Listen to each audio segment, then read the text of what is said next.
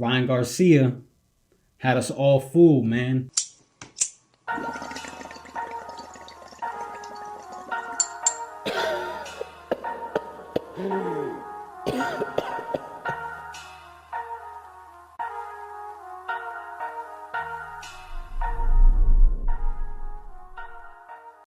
Luke Too Sick, what's popping? Back in the lab Monday, April 22nd, coming off a wild weekend.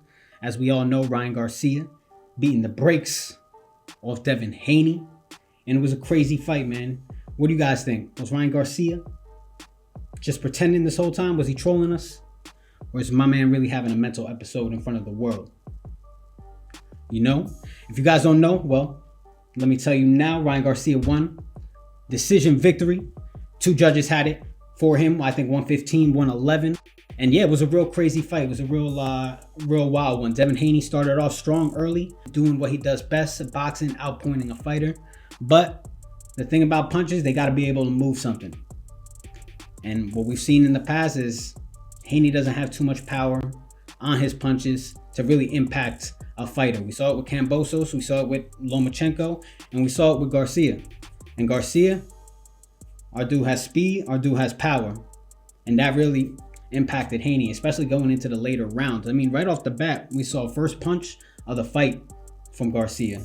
A left hook, caught Haney, had Haney wobbly, had him on spaghetti legs. Now we go throughout the early parts of the fight, and yeah, Haney is putting away rounds, but he's dodging bullets. And those bullets are Ryan Garcia punches. They're coming fast, they're coming strong. And eventually, as the fight goes on, you get a little bit tired, you're not going to be able to dodge those bullets, and that's exactly what we saw. Garcia was able to knock him down, I think 3-4 times, round 7. For sure, I know, round 10, round 11. Haney was looking rough.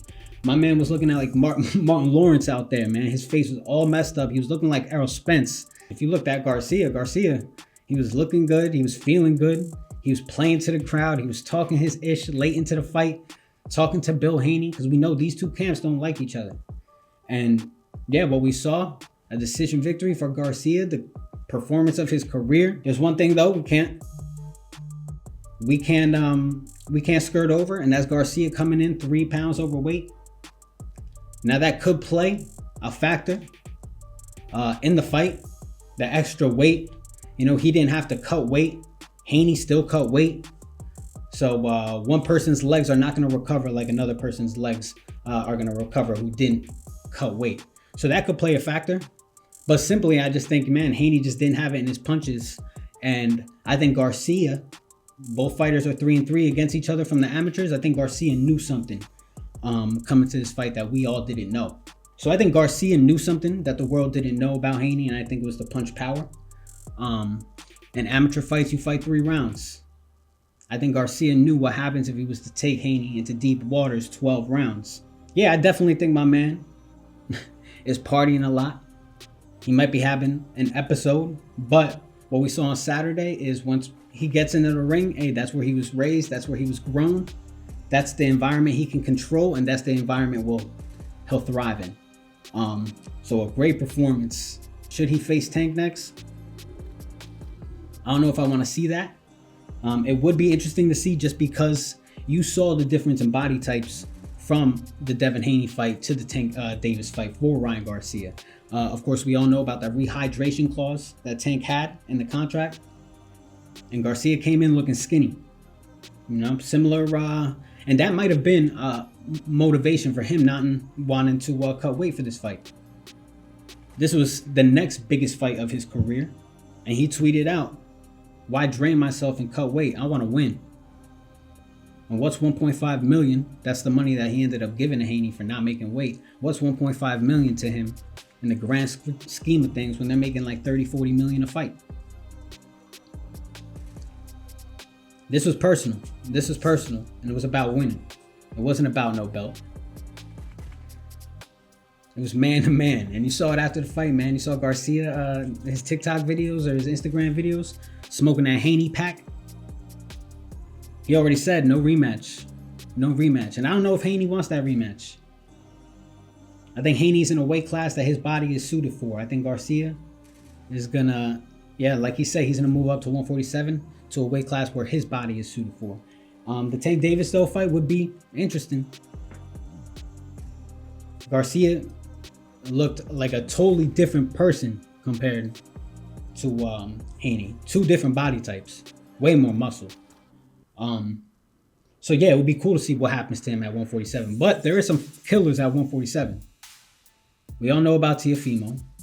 All right. You know about my man from Puerto Rico, Matias. Tim Tszyu.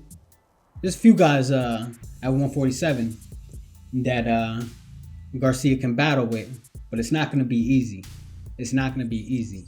Now for his overall stock, hey, my man's stock is all the way up after this fight. You know, I think before this, we were all talking about him as a joke. Honestly, I was on a rooftop talking to people a few hours before the fight, and I was taking a little poll about what was happening. And people who didn't know boxing knew who Ryan Garcia was, but they were calling him a psycho in the realm of Yeezy, Kanye. Did he have us all fooled?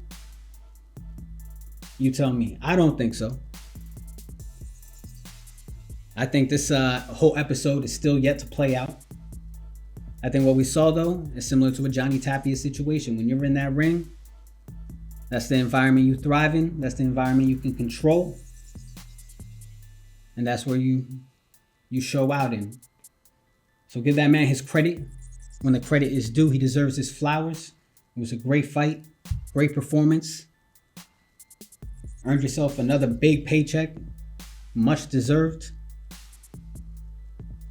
We just got to see what happens on the personal side of things.